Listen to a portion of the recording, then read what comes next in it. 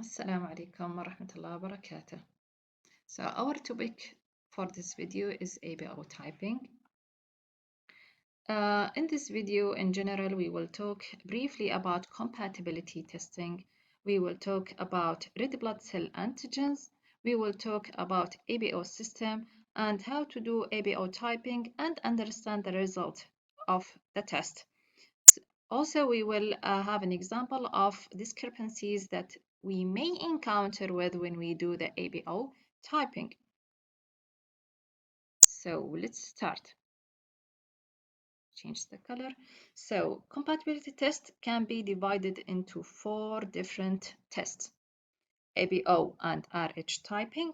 Today we will focus on ABO, and in another video we will talk about RH system and RHD antigen also.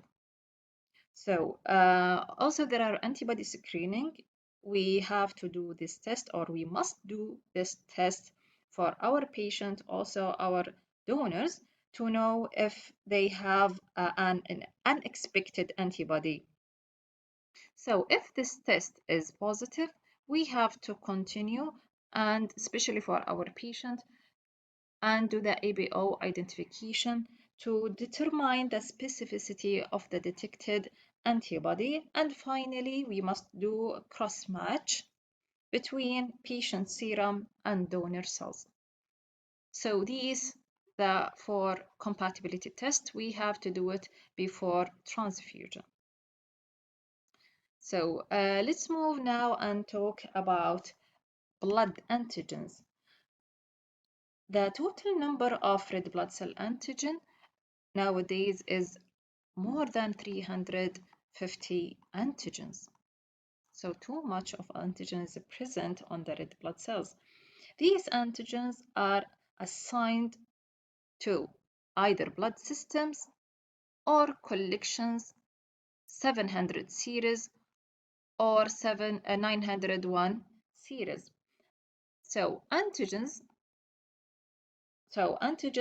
which are found controlled by the gene, by one gene, or sometimes by 2 or 3 homologous genes, are put in one system.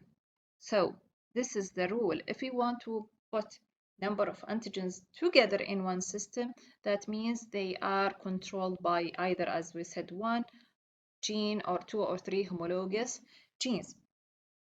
So example of systems: the ABO system, the Phi system, and MNS, KEL. And today there are more than 40 blood group systems. More than 40 blood group systems, and we just give some examples of these systems. So collections, on the other hand, are antigens that have a relationship. So there are a number of antigens, but in one collections, these antigens have a relationship, such as a biochemical or serological relationship. Example of collection is ER collections. And usually we will notice that collections usually start with 200. Okay, so here in this example, the ER collection have 3 antigens. They are 281, 208, 002, 208, and 003. However, the remaining antigens, so if they are not in blood system and not in collections, they are assigned into the 700 or 901 series. So the 700 series contain low frequency antigen, contain low frequency antigen, and the 019 series contain high frequency antigen. And in general, low frequency antigens means this antigen is present in very low percentage of the population, while high frequency antigen is present on the vast majority of the population, and most of the time they present in more than 99% of the population. Okay, so let's start talk about an ABO system, our topic for today. So the number of antigens in these systems in the system is only 4 antigens,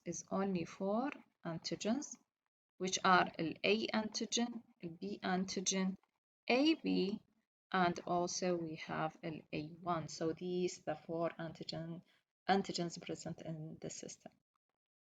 The biochemical structure of these antigens are shown here. So we can see that each antigen, here, which is the core of the ABO antigen.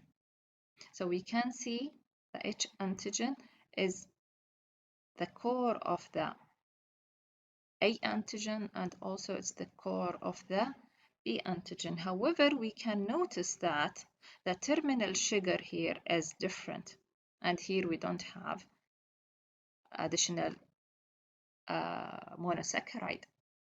In B antigen, the terminal sugar is galactose. So this is the main difference between a B antigen and the A antigen. So in B, we have galactose, and in A antigen, we have a different monosaccharide, which is N-acetyl galactose amine. So the core is similar, but the terminal sugar is different. So people who have this antigen, they are from B type, and people who have these antigen are from A type, and people who only have H antigen are from O type. And AB, they carry both of them. The AB people, they usually carry both of these two antigens. So let's talk now about the antibody of the ABO system. So most of the ABO antibodies are from IgM class. So they are, so let's draw the IgM. So it's pentamer, so it's a quite big antibody, and we will talk about them. So so most of them is from IgM. However, there are small proportion of them are from IgG class. These antigen are naturally occurring antigen. So the nature of this antigen, they are not immunogenic. They are naturally occurring. So what does this mean? That means the human being will start to produce anti-A and anti-B without exposed to foreign red blood cell antigen. And usually they start to rise in our serum from 3 months. 3 months. So if we examine a serum from a newborn, that we don't expect to detect these antibody. And if we found some antibody in the baby or newborn serum, these antibody usually come from the mother. So after 3 months, the titer will start to rise. Okay, so let's talk now about the property of these antibodies. So they have a wide thermal range, so they can work at room temperature and also can work at 37. So they can work at the body temperature. So this is one reason why they are we have to consider them, and of course we consider them as clinically significant antibodies. Also, they can cause direct agglutination without the need of using enhancement media or, for example, centrifuge. So they are complete antibody. they can cause direct agglutination. So this is red blood cells, so they can cause direct agglutination without need of enhancement media, such as other antibody, what we will discuss it later, inshallah. So they can cause direct agglutination without the need of enhancement media. So when we want to talk about all of them briefly, this table can help us. So we can see here there are A people, and here B, and AB and O people. So here we can notice, so this is the antigen, so we can see the core, it's the same. So the core in A and B and AB is the same also in O people. However, in AB and AB there are terminal sugar. So galactose in case of B, and in acetylglucosamine in case of group A people. The antibody, so we said the antibody is naturally occurring antibody. So in adult, when we take our kids above 3 months old, above 3 months, we can detect present of, for example, anti-B in A group people, anti-B is present, and in B people, anti-A is present. However, in AB people, we will not be able to detect either A and B. In O group, they have both of them. So their serum contain anti-A and anti-B. Okay. So in the beginning of 20th century, Landsteiner recognized the ABO system in his lab. So previously it was called A and B and 0. So 0 indicate that there are no A and B antigen, but nowadays it's changed to O. So the Landsteiner rules, as we said, so Landsteiner said that as we said, in normal individual, we don't expect to find antibody against antigen they already have. However, people with autoimmune disease, they are not normal people, so that we may find autoantibody against self-antigen. But in normal people, we will not find that. In vivo, so let's talk now about antibody-antigen reactions in vivo. So in vivo, in case of major ABO incompatibility, such as given back the A type, so as here in this example, back the RBC to a B person, the anti-A present on this patient, so the patient is from B and the donor is from A. So in this case, the anti-A antibody, which is present normally in serum of B people, will bind to the A antigen on the red blood cell, leading to activate the complements protein. So this will lead, so the antibody will bind, as we can see here, to the antigen. This will lead to activate complements. This will lead to activate complements. So the complements will be activated by the classical pathway, and I will put links so you can see the details how the complement can be activated in case of antibody antigen binding. So the complement will be activated, which will form membrane attack complex. So the membrane attack complex will form pores in the red blood cell membrane. So there are a number of pores will be formed on the membrane, leading to cell lysis. This intravascular hemolysis is very dangerous. So this will lead to hemolysis of the red blood cells, which is very dangerous and can be fatal sometimes. So major ABO incompatibility transfusion can cause immediate hemolytic transfusion reaction. So this is why So this is why we must provide the patient with compatible blood. And we see together now, in case of major incompatibility, what can happen. So we must avoid this reaction by identify the antibody and by identify the ABO correctly, usually in our donors and our patients. Now we will talk about the antibody antigen reactions, but in vitro. So as we said before, the anti-ABO antibodies are naturally occurring, and they are from IgM type, and they have wide thermal range, so they can work at room temperature and work at 37, and we see how they are work at 37. So now we will see how they are working at room temperature. So if we take the serum, so if we take a serum from a B person, we will find, as we said, anti-A.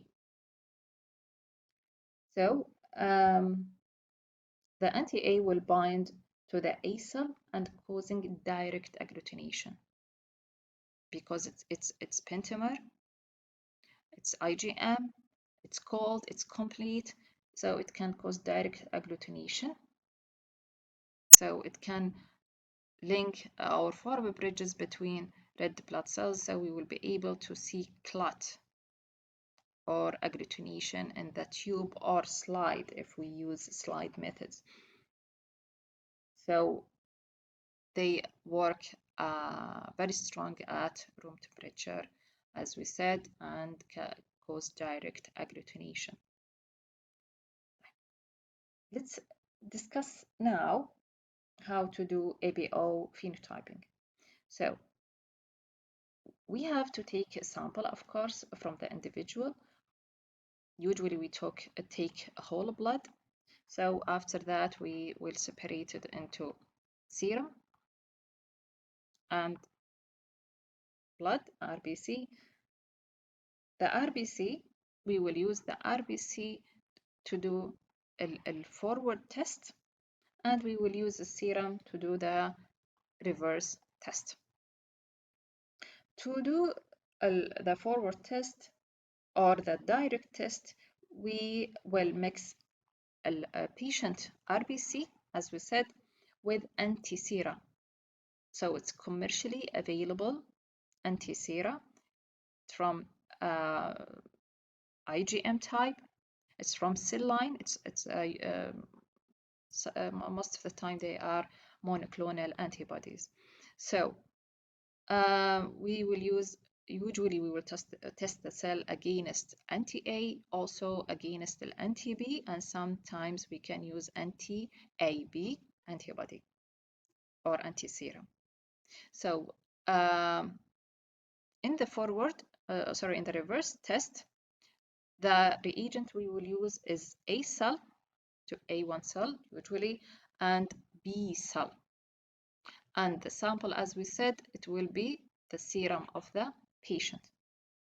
So reagent here is anti-sera, and reagent here is red blood cell. Here from A type, and the other one here from A type, and here from B type. So in this example, we can see that when we add the anti-A to the patient's red blood cells, it gives us agglutination. So +4 indicate a very strong agglutination. So usually +4 is 1 clot. Okay, so if we use a tube test, we will get 1 clot. And but if we use the gel card, and we will discuss the gel card, we will use 1 layer at the top of the microcolumn. So this indicates presence of A antigen. So there are A antigen in the patient cells. Here we can see it's 0, so it's homogeneous. Anti-B does not react with anything on the cells of the patient.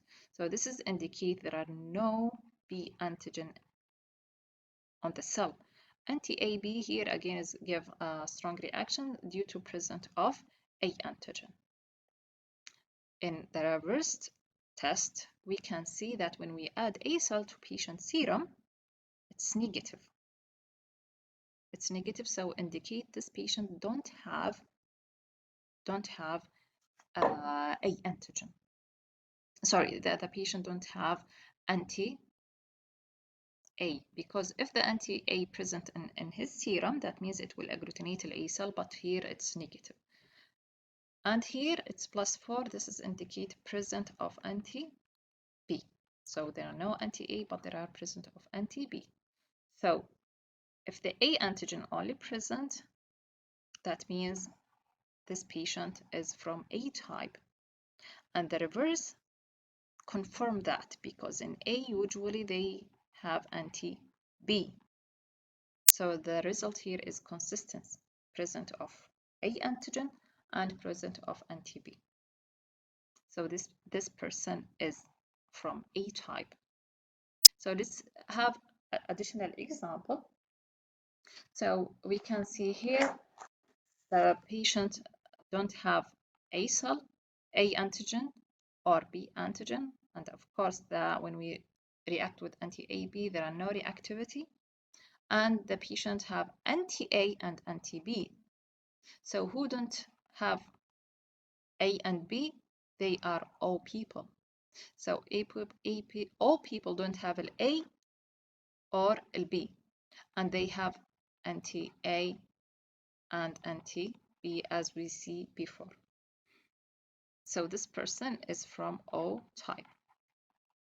Let's see the other example. So here the A antigen is present, B antigen is present, but there are no anti-A and there are no anti-B, and these people are from AB type. So in AB type, they carry A antigen, B antigen, and of course, according to Landsteiner rule, they will not have anti-A nor anti-B. Let's see this example is a little bit different. So in this example, we can see that this patient carry A antigen, isn't it? And there are no B antigen, and here confirm present of A. Okay, so according to our understanding, this patient should not carry anti-A, so here the result will be 0, and this result we will expect it to give a high agglutination due to presence of anti-B. But let's see now what's going on here. So we can notice presence of agglutination, so we don't expect that, isn't it? So this should be 0, but we can see it's +2 here. So this mean there are discrepancy. So in this case, we'll not be able to say this person is from A type because there are discrepancies. And when we determine an ABO type, we have to be sure 100% this is correct typing. So here there are discrepancies, so we have to stop. We have to stop and do investigation to know why here is positive. There are a number of reasons can cause discrepancies. Some of them is technical, due to technical reasons, or it can be related to the patient sample. There are a number of technical errors can lead to discrepancies, such as use a dirty tube, expire reagent, or sometimes just forget to add serum, for example, or reagent.